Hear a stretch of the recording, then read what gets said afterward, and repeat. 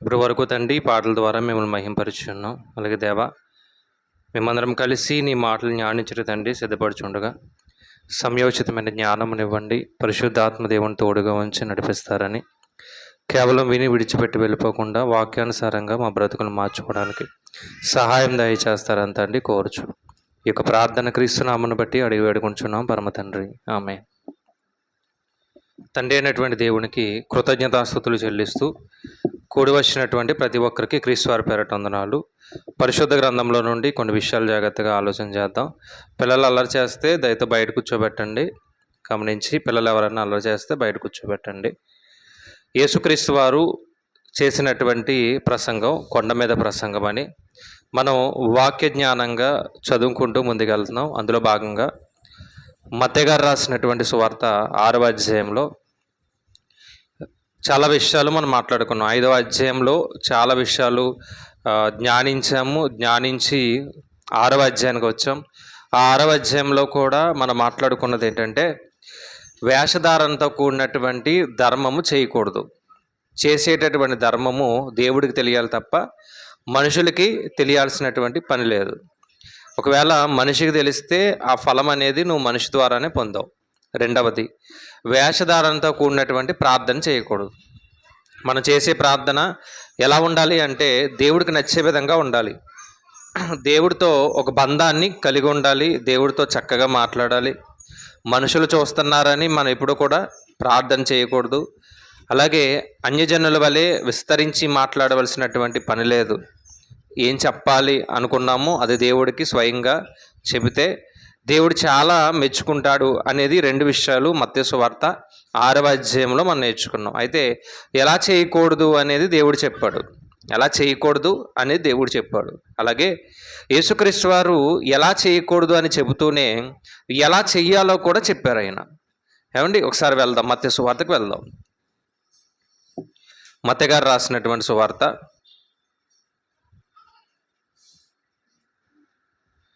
6వ అధ్యాయము. మత్తయి గారు రాసినటువంటి సువార్త 6వ అధ్యాయము 5వ వచనాన్ని ఒకసారి చూద్దాం. మీరు ప్రార్థన చేయనప్పుడు వేషధారుల వలె ఉండవద్దు. అంటే ఎలా చేయకూడదు అంటే వేషధారుల వలె ప్రార్థన చేయకూడదు అని చెప్పారు ఆయన. అయితే ఎలా చేయాలి ప్రభువా అంటే 9వ వచనంలో చెప్పారు ఆయన. ఎలా చేయాలి? కాబట్టి మీరు ప్రార్థన చేయనప్పుడు ఇలా చెయ్యండి అన్నాడు. అంటే ఎలా చేయకూడదో చెప్పినటువంటి ఆయన ఎలా చెయ్యాలో కూడా మనకు నేర్పించే వెళ్ళాడు. అయితే ఈ 9వ వచనం నుండి ఎక్కడి వరకు అంటే 15వ వచనం వరకు, 9 నుండి 15 వరకు తెలియని వారంటూ ఎవరు ఉంటారా? ప్రార్థన అయిపోయిన తర్వాత మనందరం లేచి నిలబడి చేసేటటువంటి ప్రార్థన ఈ ప్రార్థనే. సాధారణంగా మనం కూడా దీన్ని ఎలా మార్చేసామంటే నామకార్థంగా, అంటే వేషధారణ లేదంటే ఒక పదాన్ని కూడా మనం వాడం, ఆచారబద్ధంగా మార్చాం. కానీ అసలు ఎందుకు ఈ యొక్క ప్రార్థన యేసుక్రీస్తు వారు మనకు నేర్పిస్తున్నారు? అసలు దీంట్లో మనం నేర్చుకోవాల్సినటువంటి విషయం ఏమన్నా ఉందా? మనం ఎలా నడుచుకోవాలి అనేది చాలా విషయాలు చెప్పాడు ఆయన. కానీ ఏదో చదువుకుంటూ వెళ్ళిపోతున్నాం, లేదంటే ఆచారబద్ధంగా వెళ్ళిపోతున్నాం. కానీ ఒకసారి ఆలోచించగలిగితే చాలా అద్భుతమైనటువంటి విషయాలు ఈ యొక్క ప్రార్థనలో నేర్పించాడు ఆయన. లూకా సువార్త 11వ అధ్యాయంలో కూడా ఇదే విషయాన్ని ఆయన ప్రస్తావించారు. ఒకసారి చూద్దాం. లూకా సువార్త 11వ అధ్యాయాన్ని మీరు చదవగలిగితే, లూకా సువార్త 11వ అధ్యాయంలో యోహాను తన శిష్యులకి ప్రార్థన నేర్పించాడు. ప్రభువా, మరి మీరు కూడా మాకు ప్రార్థన నేర్పించండి అని అడిగినప్పుడు 2వ వచనంలో ఆయన మాట్లాడాడు. ఏమని? అందుకైన మీరు ప్రార్థన చేయనప్పుడు, ఏమండి, మత్తయి సువార్త 6:9లో కనబడిన విషయాలే ఇక్కడ ఉన్నాయి. కొన్ని మార్పులు ఉన్నప్పటికీ ఏమండి, అక్కడ నేర్పిన ప్రార్థన కొండ మీద ప్రసంగం అయితే ఇక్కడ వారు పర్సనల్గా అడిగారు, అంటే వ్యక్తిగతంగా అడిగారు. వ్యక్తిగతంగా అడిగినప్పుడు మరలా యేసుక్రీస్తు వారు ఏం చేశారు? నేర్పించేటటువంటి ప్రయత్నం చేశారు. యేసుక్రీస్తు వారి దగ్గరికి యోహాను శిష్యులు ఏం చేస్తున్నారంట? యోహాను గారు తన శిష్యులకి ఏం చేస్తున్నారు? ప్రార్థన నేర్పిస్తున్నారు. ప్రభువా, మాకు కూడా నేర్పించవని అడిగినప్పుడు యేసుక్రీస్తు వారు నేర్పించినటువంటి ప్రార్థన ఏది? ఈ యొక్క ప్రార్థన. మనం పరలోక ప్రార్థన అని ఒక పదాన్ని పెట్టాం. కానీ నిజానికి కరెక్ట్ వర్డ్ ఏంటంటే, లేదంటే కరెక్ట్ మీనింగ్ ఏంటంటే ఏమండి, ప్రభువు నేర్పినటువంటి ప్రార్థన. మీరు అక్కడ చదవగలిగితే రాయబడ్డది ఏమని? ప్రభువు ఎవరికి నేర్పించాడంట? శిష్యులకు నేర్పించినటువంటి ప్రార్థన. లేదా ఇంకా చెప్పాలి అంటే మాదిరికరమైనటువంటి ప్రార్థన.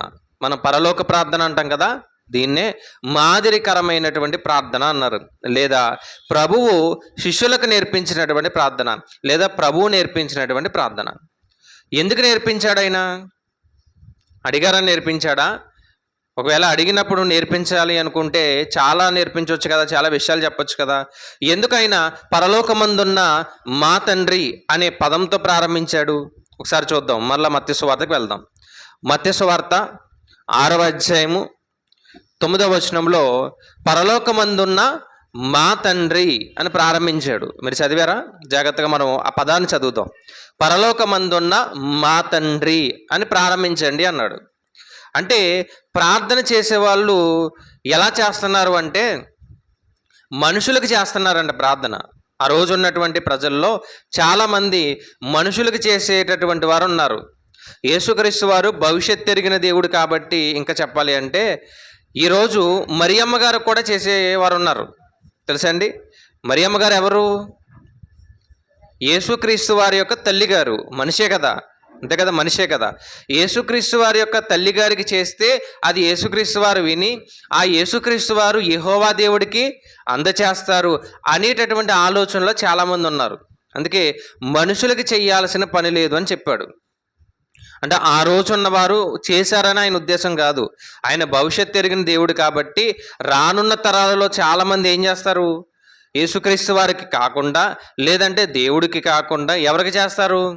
మనుషులకు కూడా చేస్తారు. కాబట్టి ముందుగానే ఆయన సిద్ధపడి మనల్ని సిద్ధపరుస్తూ చెప్పినటువంటి ప్రార్థన అదే ప్రభువు నేర్పిన ప్రార్థన. ఎలా చేయమంటున్నాడు ఆయన అంటే పరలోకమందున్న మా తండ్రి అని ప్రారంభించండి. ఎందుకు అలా ప్రారంభించాలి అంటే ఇందులో సహోదరుల యొక్క ఐక్యత అనేది ముడిపడి ఉంది. ఎందుకు అలా చేయమన్నాడు ఆయన అంటే సహోదరుల యొక్క ఐక్యత అనేది ముడిపడి ఉంది. ఎలా అంటే ఇక్కడ అందరూ సమానమే అనేటటువంటి ఒక ఆలోచన తీసుకొచ్చాడు ఆయన. ఎవరు ఎక్కువ కాదు, ఎవరు తక్కువ కాదు, అందరూ ఏంటి? అందరూ సమానమే అనే ఆలోచన ఎవరు తీసుకొచ్చారు? యేసుక్రీస్తు ప్రభు వారు తీసుకొచ్చారు. ఉదాహరణకి ఒక చిన్న విషయాన్ని ఆలోచన చేద్దాం. ఏంటంటే మనము మన పిల్లలతో ప్రార్థన చేస్తున్నప్పుడు పరలోకమందున్న మా తండ్రి అని ప్రార్థన చేస్తాం, అంతేనా? అంటే దేవుడు మన తండ్రి అని ప్రార్థన చేస్తాం. ఇప్పుడు మన పిల్లలు చేసినప్పుడు ఎలా చేస్తారు? సాధారణంగా మన తండ్రి మన పిల్లలకి ఏమవుతాడు? సాధారణంగా భౌతికంగా చెప్తున్నా, మన తండ్రి మన పిల్లలకి ఏమవుతాడు? తాత అవుతాడు. ఇప్పుడు మన దేవుణ్ణి మనం తండ్రి అంటే మన పిల్లలకి దేవుడు ఏమవుతాడు? మరి మన పిల్లలు అంటే మనం ఎంత ఆలోచించాం కానీ, ఎందుకంటే మన పిల్లలే ఆలోచించరు, మనం కూడా ఆలోచిస్తామా? వాళ్ళు కూడా ఏమంటారు? వాళ్ళు కూడా పరలోకమందున్న తండ్రి అనే పదాన్ని ఉపయోగిస్తారు. ఒకవేళ ఎప్పుడన్నా పిల్లలకి ఇలాంటి డౌట్ వస్తాయి అంటే రాదు, కానీ వచ్చిందనుకోండి, ఎందుకంటే మనకే రాదు కదా, బైబిల్ చదువుతున్న మనకే రాదు, ఎవరికి రావాలి? మనకు రావాలి. ఒకవేళ పిల్లలకి డౌట్ వచ్చింది అనుకో, ఏం డౌటు? నువ్వు తండ్రి అని ప్రార్థన చేసావు కాబట్టి ఇప్పుడు నువ్వు తండ్రి అని ప్రార్థన చేసినప్పుడు ఆ తండ్రి నాకు ఏమవుతాడు? మరి తాత అవుతాడు కదా. అలాంటప్పుడు మరలా నువ్వు ఏమని ప్రార్థన చేయమంటున్నావు? మరలా తండ్రి అని ప్రార్థన చేయమంటున్నావు. ఇది ఎలా కుదురుతుంది అని మీ పిల్లలు ఎప్పుడన్నా అడిగారు అనుకోండి, మిమ్మల్ని అడిగారు ఎప్పుడన్నా? అడిగారంట. అడిగితే మంచిది. ఒకవేళ అడగలేదనుకోండి, ఏమండి వాళ్ళకి డౌట్ రాలేదనుకోండి, మీరేం చేయాలి? మీరే మరలా కూర్చోబెట్టి నేను ఇంత ప్రార్థన చేశాను కదా, నువ్వు కూడా చేసావు కదా, ఈ ప్రార్థనలో ఒక చిన్న డౌట్ ఉంది నీకు చెప్తానని మనమే ఏం చేయాలి? ఆ డౌట్ని చెప్పి దీని అర్థం ఏంటని వాడిని అడిగితే వాడు చెప్పలేడు కాబట్టి మరలా ఎవరు చెప్పాలి? మనమే చెప్పాలి. అంటే ఆ తండ్రి మనకి తండ్రే, మన పిల్లలకి తండ్రి. అంటే మనకి తండ్రి అయ్యాడు, నెక్స్ట్ మన పిల్లలకి తండ్రి అయినప్పుడు అండి ఏమండి సహోదరుల యొక్క ఐక్యత అనేది ఉందా లేదా? ఇప్పుడు మనకి తండ్రి అయ్యాడు, మన పిల్లలకి తండ్రి అయినప్పుడు మనం ఏమయ్యాం? సహోదరులే కదా. అంటే అందరూ ఒకటే దేవుని ఎడల, అందరూ సహోదరులే. ఈ సహోదరులు అందరూ కలిసి ఒక ఐక్యత కలిగి ఉండాలి అని చెప్పడానికి ఆయన ఉపయోగించినటువంటి పదాలు ఏంటంటే పరలోకమందున్న మా తండ్రి అనే పదాన్ని ఉపయోగించాడు ఆయన. ఇంకా జాగ్రత్తగా మనం ఆలోచన చేయగలిగితే, అదే పిల్లలు మన దగ్గరకు వచ్చి తండ్రి అని పిలవమంటున్నావు కదా, తండ్రి అని పిలవమంటున్నాడు కదా, అయితే ఈ తండ్రి ఎక్కడున్నాడు? పరలోకంలో ఉన్నాడు. మరి మనం ఎక్కడ ఉండాలి? అంతే కదా, నాన్న ఎక్కడ ఉంటే పిల్లలు అక్కడే ఉండాలి. ఇప్పుడు తండ్రి పరలోకంలో ఉన్నప్పుడు మనం ఎక్కడ ఉండాలి? మనము పరలోకంలోనే ఉండాలి కదా అని మిమ్మల్ని అడిగారు అనుకోండి, అప్పుడు దానికి ఏం చెప్తారు? చెప్పండి, దానికి ఏం చెప్తారు? ఏం చెప్పరా? ఒకవేళ మీ పిల్లలే మీ దగ్గరకు వచ్చి తండ్రి అన్నారు కదా, మరి ఆ తండ్రి ఎక్కడున్నాడు? పరలోకంలో. మరి మనం ఎక్కడ ఉండాలి? పరలోకంలో అని అడిగినప్పుడు మీరు ఏం చెప్తారు? బైబిల్లో పౌలు గారు ఒక విషయాన్ని చెప్పారు, చూద్దాం ఒకసారి. ఫిలిప్పీలకు రాసిన పత్రిక 3వ అధ్యాయము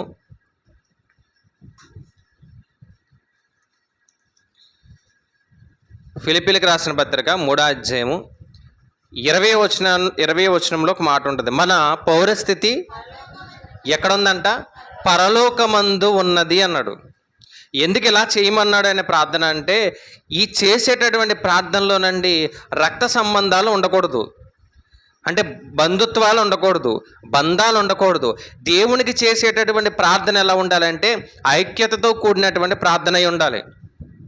మనం చేసే ప్రార్థన ఎలా ఉండాలి? జీవం కలిగినటువంటి ప్రార్థన అయి ఉండాలి. అలా జీవం కలిగినటువంటి ప్రార్థన చెయ్యాలి అంటే ఏ బంధాలు ఉండకూడదు ఇక్కడ? లోక బంధాలని ప్రతిదాన్ని పక్కన పెట్టి ఆత్మీయ బంధంతో ఎప్పుడైతే ప్రార్థన చేస్తామో అదే జీవం కలిగినటువంటి ప్రార్థన. ఆ ప్రార్థన మాత్రమే ఎక్కడికి వెళ్తుంది? పరలోకానికి వెళ్తుంది. అయితే నిజానికి మన స్థితి ఎక్కడుంది అంటే ఇక్కడ లేదంట. మరి ఎక్కడుంది చెప్పండి, ఎక్కడుంది? ఫిలిప్పీలకు రాసిన పత్రిక 3:20 చదవండి ఒకసారి. మన పౌరస్థితి పరలోకమందున్నదని అక్కడ నుండి ప్రభువైన యేసుక్రీస్తు అను రక్షకుని నిమిత్తము కనిపెట్టుకొని ఉన్నాం. అంటే మన పౌరస్థితి ఇక్కడ లేదు. ఎక్కడుంది? ఎక్కడుంది? పరలోకంలో ఉంది. ఇంకా చెప్పాలంటే లూకాసు వార్తలో కూడా 10వ అధ్యాయము 20వ వచనంలో, లూకాసు వార్త 10వ అధ్యాయం 20వ వచనంలో చదవండి. దెయ్యాలు పోగొడుతున్నారంటే ఎవరు? శిష్యులు. దెయ్యాలు పోగొడుతున్నారు కాబట్టి శిష్యులందరూ వచ్చి ఏమన్నారంటే, అయ్యా నీ నామాన్ని బట్టి మేము ఏం చేస్తున్నాం? దెయ్యాలను పోగొడుతున్నాం అని చాలా ఆనందపడుతున్నారు. చాలా ఆనందపడుతున్నప్పుడు వెంటనే యేసుక్రీస్తు వారు మాట్లాడిన మాట ఏంటంటే, చదువుదాం.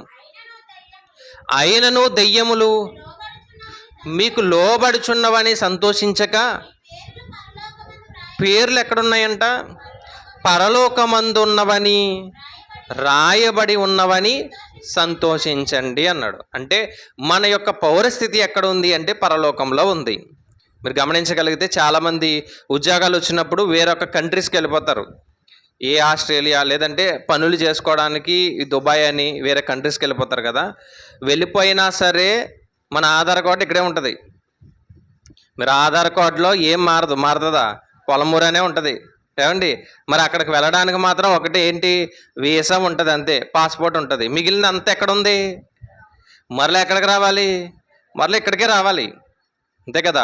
ఒక 2 సంవత్సరాల 3 సంవత్సరాల పని చేసిన తర్వాత మళ్ళీ ఎక్కడికి రావాలి? ఇక్కడికే రావాలి.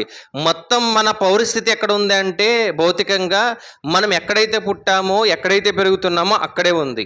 అలాగే ఆత్మీయంగా ఆలోచిస్తే మన పౌరస్థితి ఎక్కడుందంట? పరలోకంలో ఉంది. మన పౌరస్థితి ఎక్కడుంది? పరలోకంలో ఉంది. అంటే యేసుక్రీస్తు వారు శిష్యుల యొక్క మనస్సును తిప్పడానికి ప్రయత్నం చేస్తున్నాడు. ఎక్కడి నుంచి? ఈ లోకంలో నుండి పరలోకానికి వైపు వారి యొక్క మనసుని ఏం చేయాలి? ఇప్పుడు తిప్పడానికి ప్రయత్నం చేస్తూ ఆయన ఉపయోగించిన పదమే పరలోకమందున్న మా తండ్రి. అంటే మన పేర్లు ఎక్కడున్నాయి అంటే ఎక్కడున్నాయి?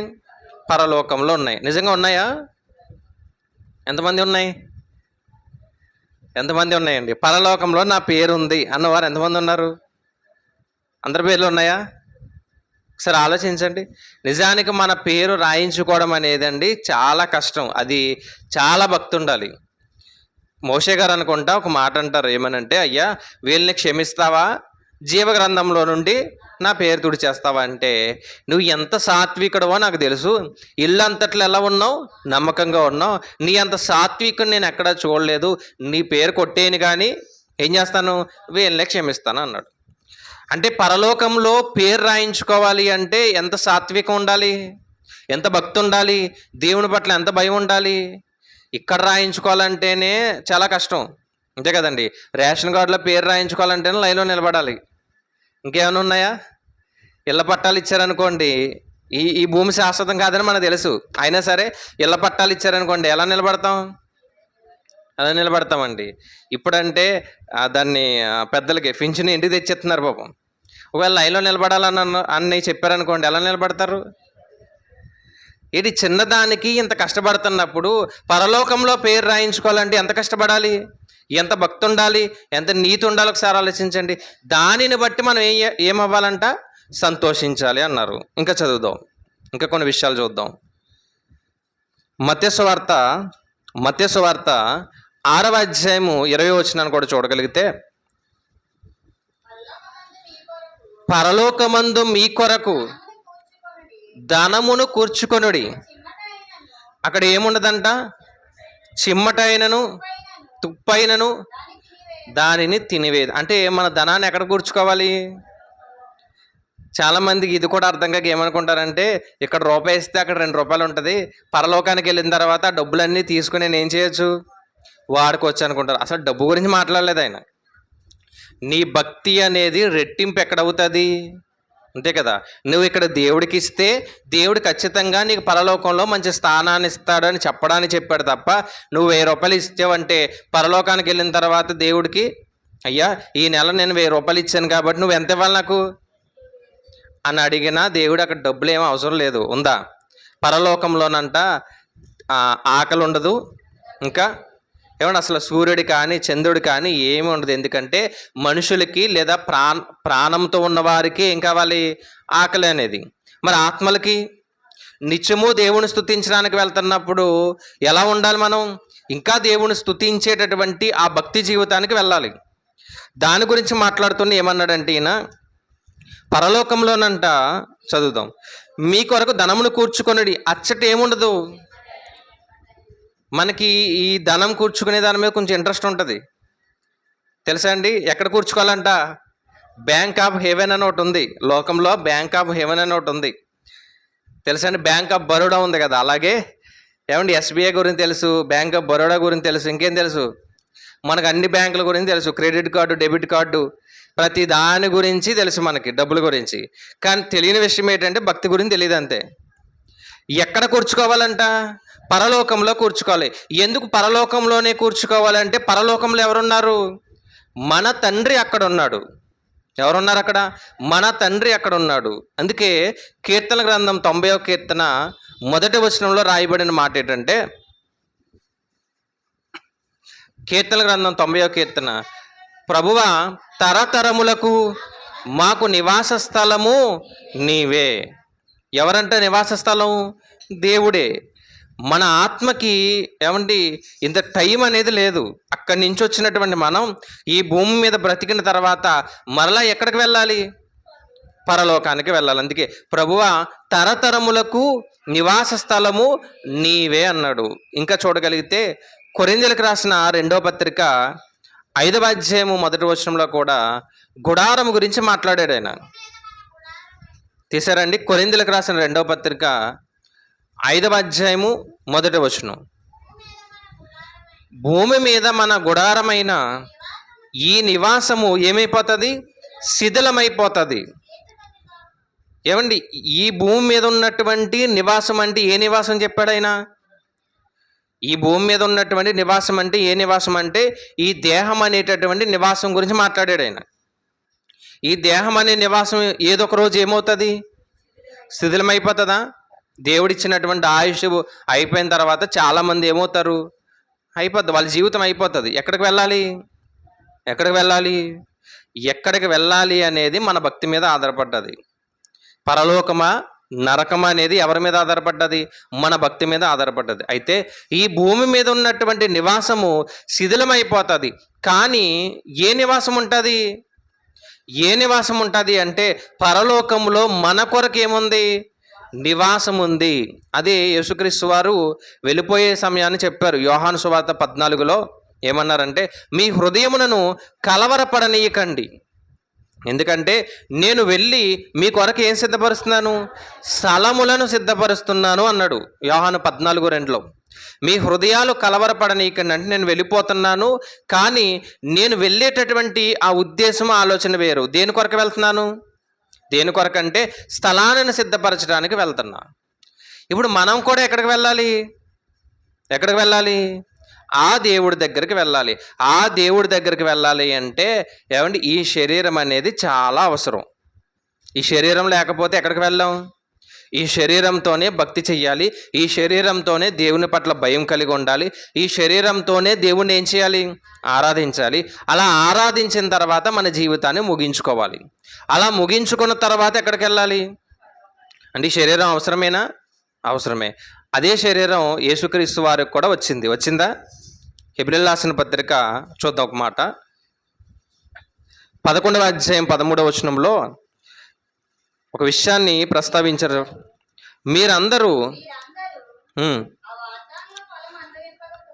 ఆ వాగ్దాన ఫలము అనుభవింపకపోయినను దూరము నుండి చూచి వందనము చేసి, భూమి మీద ఎలాంటి వారంట, పరదేశులము యాత్రికులమై ఉన్నామని ఒప్పుకున్నారు. దేన్ని చూశారంట వాళ్ళు, ఇక్కడ నుండి పరలోకాన్ని చూశారు. ఎప్పుడైనా చూసాం మనం పరలోకాన్ని? చూడలేదండి. ఇక్కడ నుండి పరలోకాన్ని చూడాలంట. వారు చూసారా? ఒకసారి చూడండి మరలా 11:13 ఏమన్నారు, వీరందరూ ఆ వాగ్దాన ఫలం అనుభవింపకపోయినను దూరము నుండి చూచి. ఏంటి వాగ్దాన ఫలం అంటే పరలోక రాజ్యం. ఆ పరలోక రాజ్యాన్ని ఇంకా అనుభవించలేదు వాళ్ళు. చనిపోయిన వారందరూ ఎక్కడున్నారండి? మనం ఆల్రెడీ నేర్చుకున్నాం క్లాసు, కాబట్టి గట్టిగా చెప్పాలి. ఎక్కడున్నారు? చనిపోయిన నీతిమంతులు. కొన్ని పాపలు వదిలేయండి, చనిపోయిన నీతిమంతులు ఎక్కడున్నారు? బాగా చెప్పారు, పరదేశంలో ఉన్నారు. అంటే ఇంకెవరు ఎక్కడికి వెళ్ళలేదు, పరలోకం వెళ్ళలేదు. కానీ దూరం నుండి చూశారు అంటే ఆత్మీయంగా వారు చూశారు, పరలోకం ఎలా ఉంటుందో చూశారు, పరలోక రాజ్యం యొక్క అనుభూతిని వారు పొందారు. అంటే శారీరకంగా వెళ్ళలేదు, కానీ ఎలా వెళ్ళారు, ఆత్మీయంగా వాక్యం ద్వారా చూశారంట.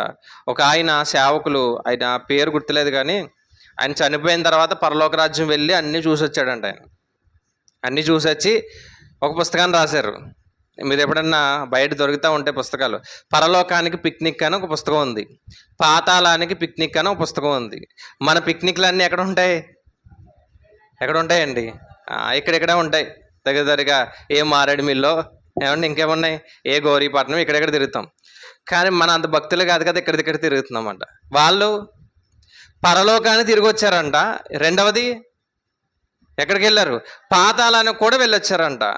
అంటే మరి ఏం పట్టుకెళ్ళారు తినడానికి? ఏ పులిహార పట్టుకెళ్ళారు, బిర్యానీ పట్టుకెళ్ళారు? మరి పరలోకానికి కానీ పాతాళానికి కానీ చనిపోయిన తర్వాతే వెళ్తాం. ఇంకా చెప్పాలంటే పరలోకానికి ఎవరు కూడా వెళ్ళలేదు. ఎవరు వెళ్ళారు? ఒకే ఒక్కరు వెళ్ళారు, ఆయన యేసుక్రీస్తు ప్రభువారు. మరి చనిపోయిన వారు అందరూ ఎక్కడున్నారు అంటే ఎక్కడున్నారు? పరదేశంలో ఉన్నారు. వెళ్ళిన వారు మరలా బయటకు వస్తారా అండి? రారు. బెస్ట్ ఎగ్జాంపుల్ ఎవరు? లోకాసువార్త 16వ అధ్యాయంలో ధనవంతుడు, లాజరు. అక్కడి నుండి ఇక్కడికి, ఇక్కడి నుండి అక్కడికి వెళ్ళే అవకాశమే లేనప్పుడు అండి మరలా ఎక్కడికి వచ్చారంట? మరలా లోకానికి వచ్చి పుస్తకాన్ని రాశారంట. ఆ పుస్తకాన్ని ఎవరు చదవాలి? మనం చదవాలి. మనకు బైబిల్ చదవడానికి ఏం లేదు, ఖాళీ లేదు. మరి ఆ పుస్తకాన్ని ఎలా చదువుతాం మనం? ఏమండి, చనిపోయిన వ్యక్తి తిరిగి లేపబడిన వ్యక్తి ఒక్కరు యేసుక్రీస్తు ప్రభువారు. అందుకే యేసుక్రీస్తు ప్రభువారి గురించి ఒక మాట రాయబడ్డది. ఏమనంటే పరలోకమును భూమి మీదను కూడా సర్వాధికారము ఆయనకి ఇవ్వబడ్డదంట. అంటే పరలోకంలోని ఆయన యొక్క ఉద్దేశం చాలా గొప్పగా ఉంది. భూమి మీదకి వచ్చిన తర్వాత దేవుని చిత్తాన్ని నెరవేర్చి మరణించి మరలా 3వ దినాన్ని ఏమయ్యాడు? తిరిగి లేచి పరలోక రాజ్యానికి వెళ్ళాడు. అంటే భూమి మీద కూడా సర్వాధికారం ఆయనకి ఇవ్వబడింది. అంటే ఆయన ద్వారా మాత్రమే ఎక్కడికి వెళ్తాం? పరలోకానికి వెళ్తాం. అయితే పరలోకానికి వెళ్ళాలంటే మనకంటూ ఏముండాలి? శరీరం ఉండాలి. ఆ శరీరాన్ని ఇచ్చాడు. అయితే ఈ శరీరంలో ఉన్నటువంటి మనం గుర్తించాల్సిన విషయం ఏంటంటే పరలోకములో ఉన్నవారు ఎవరు అంటే మన తండ్రి అని గుర్తించాలి. ఎందుకు గుర్తించాలి అంటే ఒక సహోదరుల యొక్క ఐక్యత గురించి మాట్లాడాడు. తండ్రి ఉన్నాడు, తండ్రి తర్వాత కుమారుడు. ఎవరు? యేసుక్రీస్తు ప్రభువారు. ఇప్పుడు యేసుక్రీస్తు ప్రభువారు కూడా ఏమని ప్రార్థన చేశారు? తండ్రి అనే కదా ప్రార్థన చేశారు, అంతే కదా. మనల్ని కూడా ఏమని ప్రార్థన చేయమంటున్నారు ఆయన? మనల్ని కూడా తండ్రి అనే ప్రార్థన చేయమంటున్నారు. అంటే యేసుక్రీస్తు వారికి మనకి ఏ ఏ సంబంధం ఉంది చెప్పండి? ఏ సంబంధం ఉంది? మళ్ళీ చెప్తా. పరలోకమందున్న తండ్రి అని యేసుక్రీస్తు వారు ప్రార్థన చేశారు. మనల్ని కూడా ఏమని ప్రార్థన చేయమంటున్నాడు ఆయన? పరలోకమందున్న తండ్రి అనే ప్రార్థన చేయమంటున్నాడు. అంటే ఆయనకి మనకి ఉన్నటువంటి ఆ సంబంధం ఏంటి? సహోదరుల యొక్క సంబంధం. దీని గురించి ఆయన చెప్పడానికంటే సిగ్గుపడలేదు అని రాయబడ్డది. మీరందరూ నా సహోదరులు అని చెప్పడానికి నేను సిగ్గుపడను అని రాయబడ్డది. అంటే యేసుక్రీస్తు వారు మనతో ఒక మంచి సంబంధాన్ని కలిగి ఉండడానికి మనకి ఏం నేర్పిస్తున్నాడు ఆయన? పరలోక ప్రార్థన లేదా ప్రభువు నేర్పిన ప్రార్థన. అంటే అందరూ ఒక్కటే, అందరూ సమానమే. ఏమండి, ఇక్కడ రక్త సంబంధాలు శరీర సంబంధాలు లేవు. అందరికీ తండ్రి ఒక్కడే. ఒక మాట రాయబడ్డది కదా, విశ్వాసం ఒక్కటే, బాప్తిసం ఒక్కటే, అందరికీ తండ్రి అయిన దేవుడు ఒక్కడే. అంటే యేసుక్రీస్తు వారి యొక్క గొప్పతనం వేరైనప్పటికీ ఆయన కూడా మనల్ని ఎలా భావించాడు? సహోదరులుగా భావించాడు. కాబట్టి మనకి పరలోక రాజ్యాన్ని ఇవ్వడానికి ఏమంటే ఆయన ఏమయ్యాడంట? ఒక మార్గముగా మారాడు. అందుకే ఆయన మనకి తండ్రిని పరిచయం చేస్తున్నాడు. అప్పటి వరకు అందరూ కూడా పైనున్నటువంటి లేదా పరలోకములో ఉన్నటువంటి యెహోవాని దేవుడిగా భావించారు. కానీ ఆ దేవుడు మనందరికీ ఎవరు? తండ్రి అని చెప్పేటటువంటి ప్రయత్నం ఎవరు చేస్తున్నారు? యేసుక్రీస్తు వారు. మీరు పాత నిబంధన చదవండి. పాత నిబంధనలో ఎక్కడ తండ్రి అనే పదం కనిపించదు. ఎక్కడా కూడా తండ్రి అని ప్రస్తావించలేదు. ఏమని ప్రస్తావించారు? మీరు కీర్తన గ్రంథం చదువుతున్నప్పుడు దావీదు గారు దేవా అని ప్రస్తావించారు. దేవా అని ప్రస్తావించారు. ఇంకా చెప్పాలంటే దానియేలు గ్రంథం చూద్దాం ఒకసారి. దానియేలు గ్రంథం 2వ అధ్యాయము. దానియేలు గ్రంథం 2వ అధ్యాయము 19వ వచనాన్ని చూడండి. ఎవరికి? దానియేలు గారికి దర్శనం వచ్చింది. ఆ దర్శనంలో ఆ మర్మము దానియేలుకు బయలుపరచబడును గనుక దానియేలు పరలోకమందున్న మా తండ్రి అని ప్రార్థన చేశాడా అండి? తీసారా అందరూ? దానియేలు గ్రంథం 2వ అధ్యాయం 19 పేజీ నెంబర్ ఎంతమ్మా? తీయండి. ఏమండి, పరలోకమందున్న మా తండ్రి అని చేశాడా? పరలోకమందున్న మా దేవుడు అని చేశాడా? అంటే అందరూ కూడా యెహోవాని దేవుడుగానే చూశారు. ఆయన దేవుడుగానే భావించారు. కానీ యేసుక్రీస్తు వారు మనకు నేర్పించే పాఠం ఏంటంటే ఆ దేవుడు దేవుడే కాదు. ఆయన ఎవరు? ఆయన మనందరికీ తండ్రి. తండ్రి అనగానే ఎలా చూస్తాం మనం? తండ్రి అనగానే ఎలా చూస్తామండి? అంతే కదా. ఏదన్నా సమస్య రాగానే ఎవరికి చెప్తాం? తల్లికి కానీ తండ్రికి కానీ చెప్తాం. అంటే ఒక బంధాన్ని ఏర్పాటు చేయడానికి ఎవరు ప్రయత్నం చేస్తున్నారు? యేసుక్రీస్తు ప్రభు వారు చేస్తున్నారు. అందుకే కొత్త నిబంధన పాత నిబంధన మీరు అవకాశం ఉన్నప్పుడు చదివితే కొత్త నిబంధనలో ఎక్కడా కూడా యెహోవా అనే పేరు మీకు కనిపించదు. ఎప్పుడైనా చదివారా కొత్త నిబంధన? ఒకసారి చదవండి.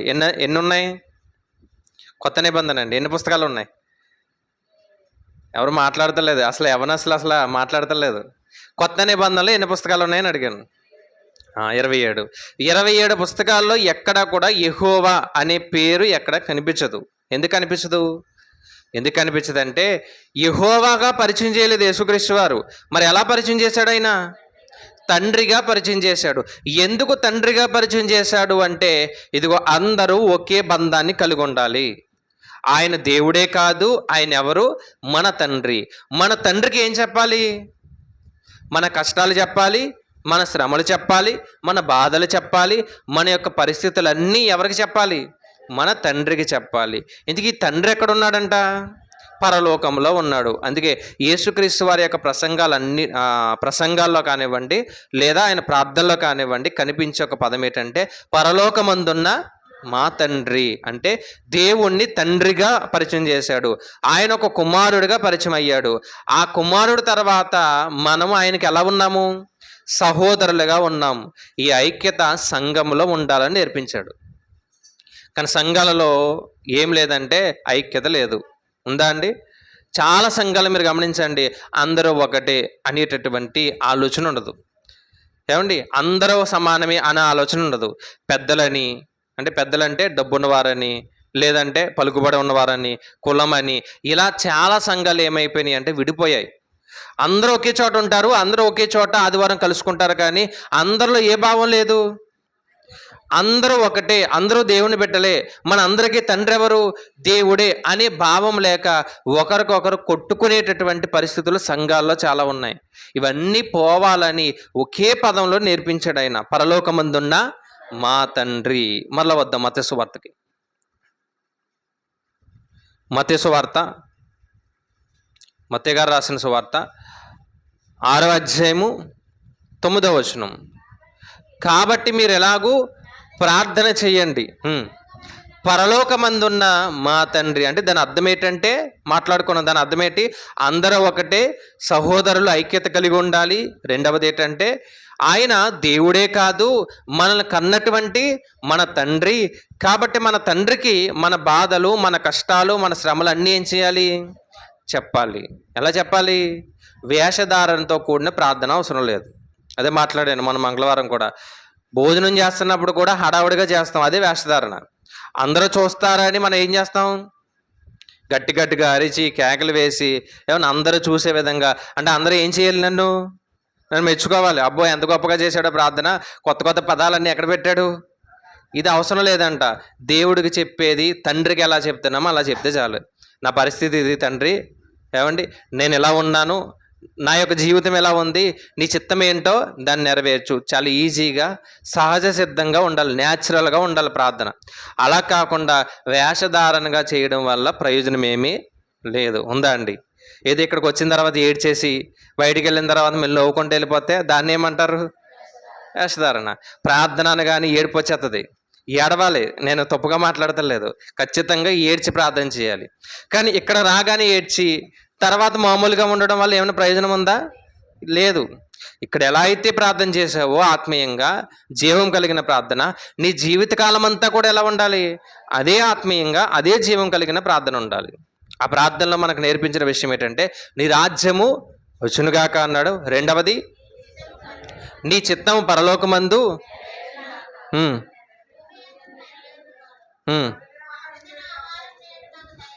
దాంట్లో ఒక పదం ఉంది, అది చూద్దామండి. అన్నీ చెప్పాం కానీ అది మర్చిపోయాం. ఎక్కడ?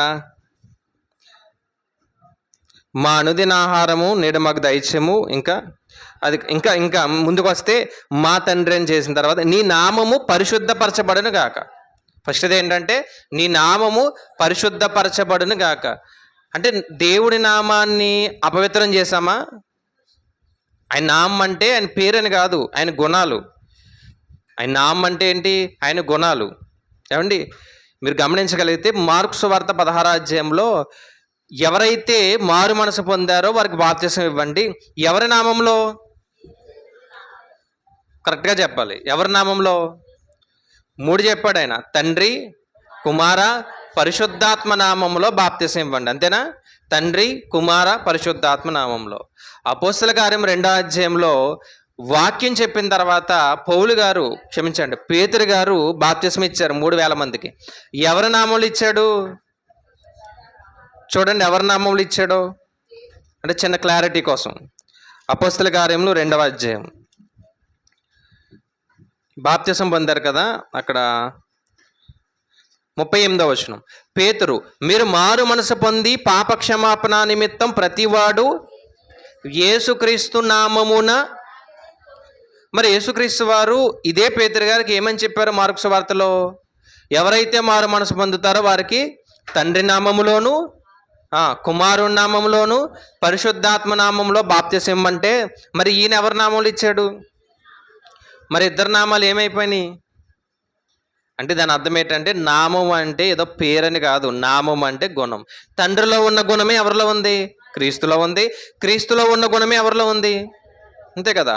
ఆయన ఆత్మ ఆది అంతము లేనివాడు, యేసుక్రీస్తు వారు ఆది అంతము లేనివాడు, పరిశుద్ధాత్మ దేవుడు ఆది అంతము లేనివాడు. నామం అంటే అర్థం ఏంటంటే గుణాలు. అయితే ఆయన గుణానని లేదంటే ఆయన నామాన్ని భౌతికంగా ఆలోచిస్తే ఆయన పేరును కూడా పరిశుద్ధంగా మనం ఏం చేయట్లేదంట, పరిశుద్ధంగా పరిశుద్ధపరచబడును గాక అన్నాడు కదా. ఒకసారి లోకాసు వార్తకు కూడా వెళ్దాం, అక్కడ కూడా ప్రభువు నేర్పిన ప్రార్థన ఉంది కదా, అక్కడ ఏం మాట్లాడాడు ఆయన చూద్దాం ఒకసారి. 11వ అధ్యాయము, అక్కడ కూడా అదే పదాన్ని ఉపయోగించాడు చూడండి. మీరు ప్రార్థన చేయనప్పుడు నీ నామము పరిశుద్ధపరచబడును గాక. అంటే పరిశుద్ధంగా లేదా అంటే అవును, పరిశుద్ధంగా ఆయన నామాన్ని చేయట్లేదు. కారణం ఏంటంటే ప్రతి దానికి కూడా మధ్యలోకి ఎవరికి తీసుకొస్తామంటే దేవుని తీసుకొస్తున్నాం. మనం ఏదన్నా మన ఇంట్లో చిన్న గొడవ అయిందనుకోండి, దేవుడి మీద ఒట్టు అంటాం. అసలు నువ్వు వాళ్ళు కొట్టుకుని ఎవరికి వేస్తావు ఒట్టు అంటే మనం చేసే ప్రతిదాన్ని కూడా, ఒకవేళ ఎవరైనా తాగుబోతులు ఉన్నారనుకోండి, తాగలేదు, ఎవరి మీద ఒట్టు? వీడు తాగేస్తాడు ఫుల్గా, మళ్ళీ ఏమంటాడు? దేవుడి మీద ఒట్టు అంటాడు. ప్రతి దానికి కూడా దేవుని మధ్యలోనే తీసుకొచ్చి ఆయన నామాన్ని నువ్వేం చేస్తున్నావు? అవమానపరుస్తున్నావు. కీర్తన గ్రంథంలో దీని గురించి ఒక మాట రాశారు ఆయన, చూద్దాం. కీర్తన గ్రంథము 19వ కీర్తన 111వ కీర్తన అండి, క్షమించండి, 111వ కీర్తన 9వ వచనం. 111వ కీర్తన 9వ వచనం. ఆయన తన ప్రజలకు విమోచన కలుగు చేయవాడు, తన నిబంధన ఆయన నిత్యముగా ఉండ నిర్ణయించువాడు. ఆయన నామము ఎలా ఉందంట?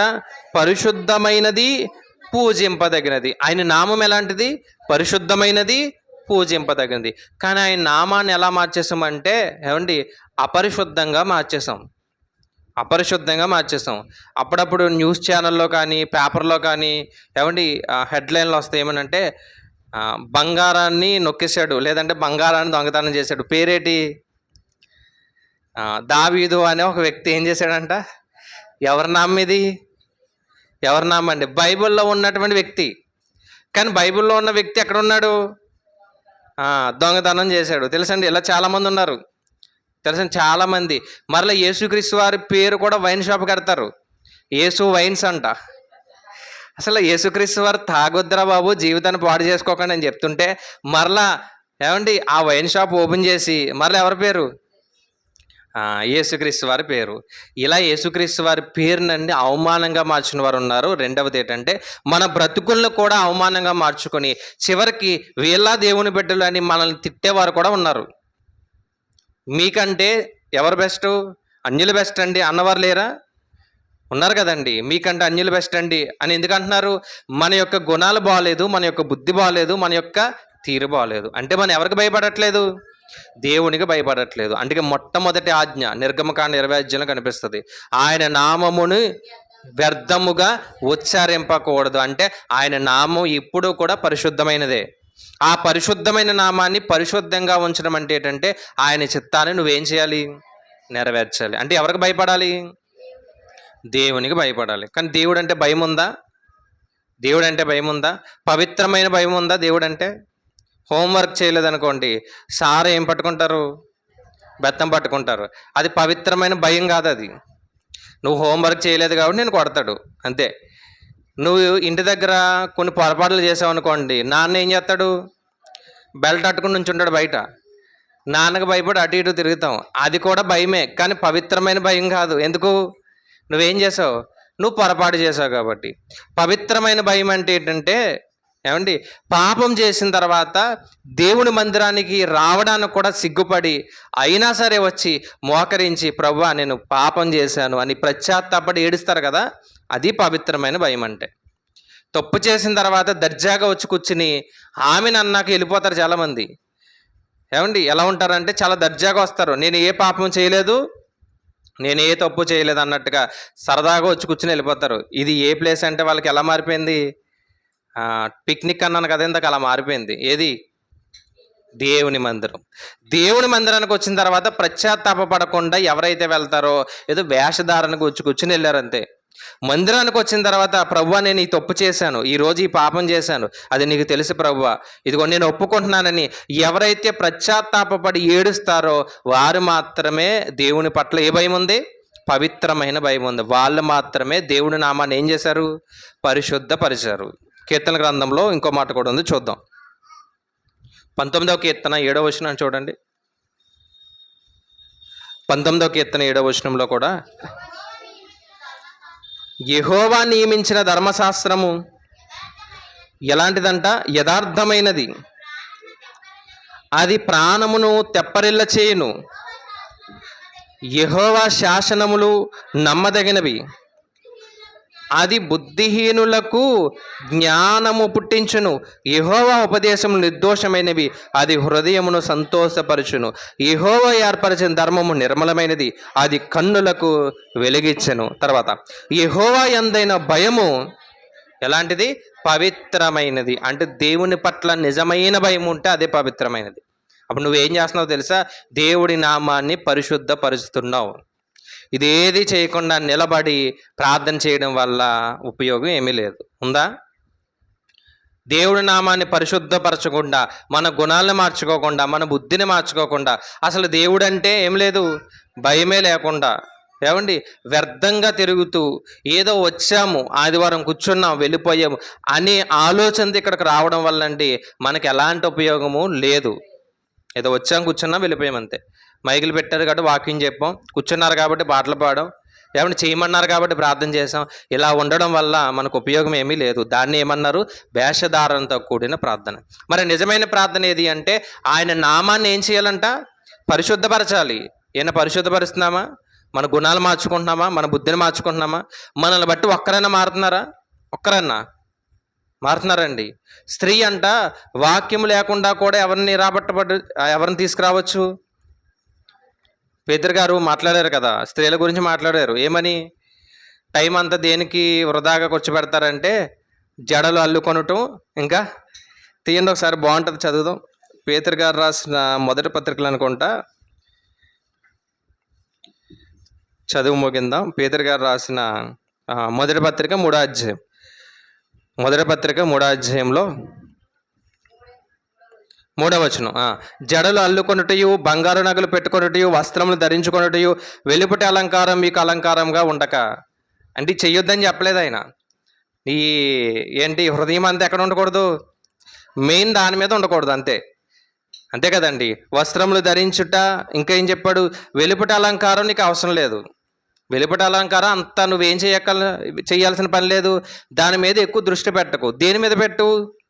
సాధువైనట్టు, మృదువైనట్టు గుణమును అక్షయ అలంకారము మీ హృదయపు అంతరంగ స్వభావము మీకు అలంకారముగా ఉండవలెను. అది దేవుని దృష్టికి మిగుల విలువగలది. చాలా అలంకరించుకుని వెళ్ళినా మనుషులు మెచ్చుకుంటారేమో. ఒక గంటల ఎండలో తిరిగామంటే అది కూడా ఉండదు. ఉంటుందా?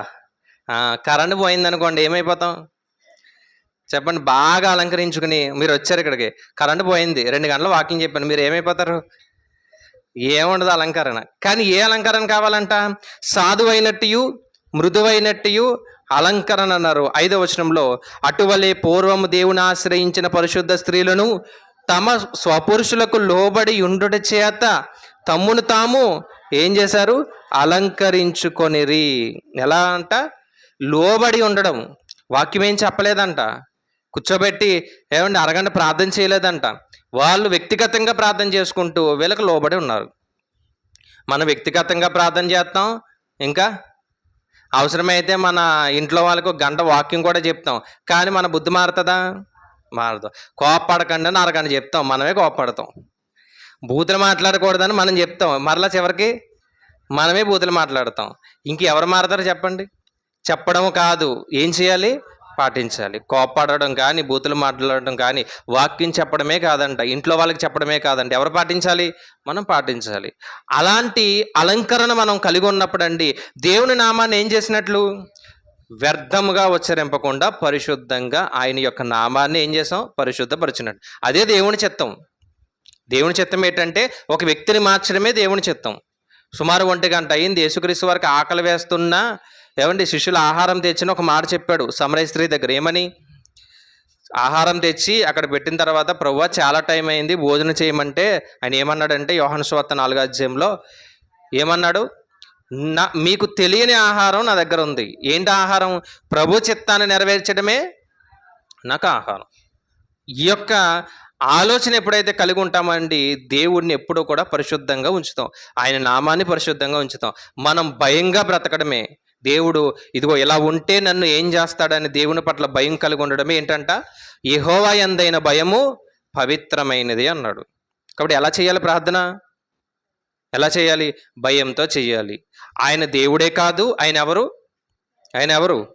ఆయన తండ్రి. ఒక సంబంధాన్ని కలిగి ఉండాలి. సహోదరులు అందరూ ఐక్యత కలిగి ఉండాలి. ఇక్కడ ఈ శరీరంతో మనం ఉంటేనే పరలోకంలో కోటాను కోట్ల జీవం ఆయనతో కలిగి ఉంటాము అని చెప్పడానికి, తండ్రిని పరిచయం చేయడానికి ఆయన ఉపయోగించిన పదమే పరలోకమందున్న మా తండ్రి అని మొదలుపెట్టి చాలా విషయాలు చెప్పాడు ఆయన. ఆదివారం మాట్లాడదాం. ఏమండి? ఇంకా చాలా విషయాలు ఆయన ఏం చేశాడు? దాంట్లోనే ప్రస్తావించాడు. ఏమేం చెప్పాడు అనేది మిగిలిన భాగాన్ని కూడా మనం మాట్లాడుకుందాం. ప్రార్థన చేద్దాం. మోకరిందాం, ప్రార్థన చేద్దాం. దయ కలిగిన మా కన్న తండ్రి, మీ ఘనమైన ఉన్నతమైన నామమునకు వందనములు. దేవా, మీ యొక్క ఉన్నతమైన కృపను బట్టి తండ్రి, మమ్మల్ని కాచి కాపాడిన విధానాన్ని బట్టి తండ్రి వందనములయ్యా. అటు రీతిగా తండ్రి మేమందరం కలిసి యేసుక్రీస్తు ప్రభువారు తండ్రి కొండ మీద తండ్రి చేసినటువంటి ప్రసంగం నుండి అనేక విషయాలు నేర్చుకోవడం తండ్రి సిద్ధపడుచుండగా, కేవలం వినివారం మాత్రమే ఉండి మమ్మల్ని మేము మోసం చేసుకోకుండా వాక్యానుసారంగా మా బ్రతుకులను మార్చుకోవడానికి తండ్రి సహాయం దయచేయండి. ఇది ఆచారబద్ధంగా తండ్రి దేవ వేషధారణగా మా యొక్క జీవితాలను ముందుకు తీసుకువెళ్లకుండా జీవం కలిగినటువంటి ప్రార్థన, ఆత్మీయత కలిగినటువంటి ప్రార్థనతో తండ్రి మేమందరం